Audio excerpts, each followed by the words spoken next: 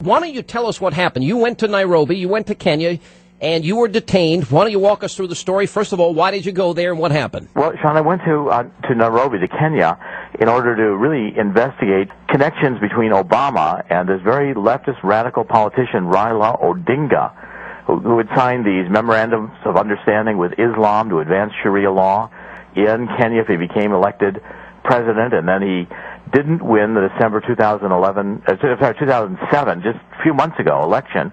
And Odinga started this wave of tribal violence, Luo tribe against the Kikuyu, majority tribe, and Obama's Luo tribe. And Obama, since 2006, has been supporting Odinga. And I wanted to get more evidence and more documentation. And I've got documentary evidence that shows that Obama was in direct touch from his Senate office to Odinga and Odinga's campaign going back, starting in 2006 and then in 2007, and really sharing campaign strategies, even agreeing with Odinga that this radical strategy Odinga used to work with Muslims to virtually start a race war between the Kikuyu and the Luo to gain power.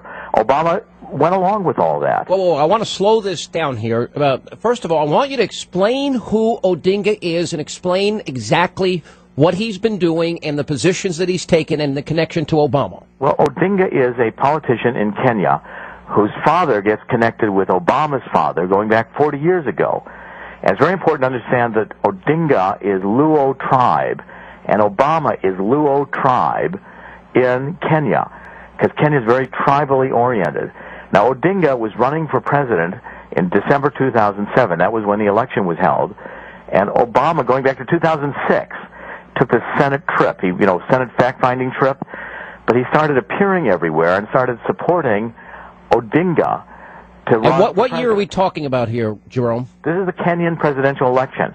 And this guy Odinga is a radical. He signed a memorandum of understanding with the radical Islamic forces in Kenya that he would expand Sharia law in Kenya if the Muslims voted for him.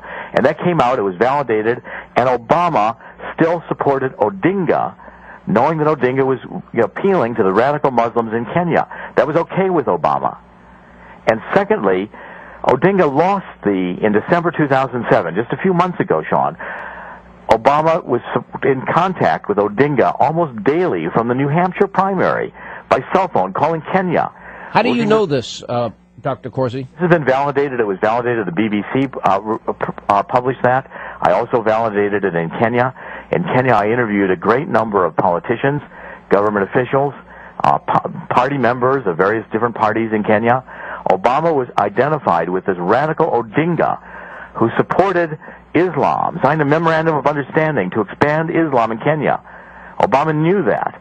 That was made public in Kenya. I validated that it's true.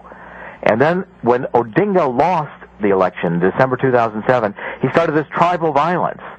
He said, well, we had voter fraud, and the Luo supporters took to the streets, and they killed Kikuyu tribes members. There was also, because of this memorandum of understanding with Islam, there were something like 800 Christian churches destroyed or burned down, and Obama still supported Odinga. The radical Muslims, tribal violence. And you have evidence of this? I have evidence. I have emails. Sean, it's the first time anybody knows this. I've got emails from Obama's Senate office to Raila Odinga identifying Mark Lippert, who is one of Obama's top aides, as the contact. Obama says, for our security, we'll just communicate through Mark Lippert. And then the people from Odinga's tribe who now oppose him because of this memorandum of understanding with Islam and the tribal violence, I have probably 25 emails from Raila Odinga, including emails between Odinga and Obama to his Senate office. They were strategizing. Now wait a minute. A guy that wants to bring Sharia law, this is acceptable to Barack Obama, and he's offering advice, and you're saying you have emails from Barack Obama's Senate office to the Odinga campaign advising him how to win the election. What does he say? There's a whole campaign strategy as to how you organize. There's Obama to Odinga. Gives him documents. Here's how you organize your campaign. Here's how your campaign manager should work.